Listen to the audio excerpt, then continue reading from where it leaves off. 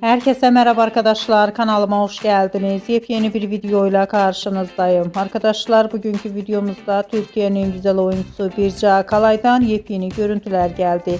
Birce Akalay'ın muhteşem görüntülerini sizler için YouTube kanalımda video halinde sunuyorum. Umarım beğenirsiniz. Arkadaşlar, videomu beğendiyseniz kanalımı izlemeyi ve bildirim butonuna basmayı unutmayın. Şimdilik benden bu kadar olsun. Yeni videomuzda görüşmek üzere. Hoşça kalın.